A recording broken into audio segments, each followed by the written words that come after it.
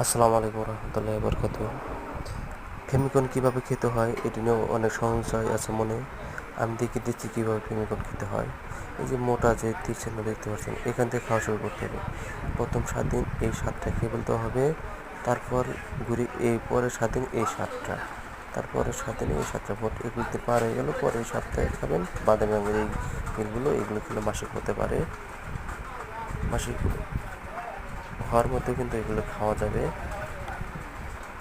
খেলে আপনার লোহর যে ঘাটতিটা আছে সেটি পূরণ হবে। আর যদি কোনো দিন একটা খেতে মিস করে দেন বা ভুল হয়ে খান না, ভুলে গিয়ে খান না, তখন কিন্তু আপনার পরের দিন যে সময় মনে হবে ওই সময় কিন্তু খেতে হবে। কিন্তু পরের দিনে পরিটা পরের দিনে খেতে হবে।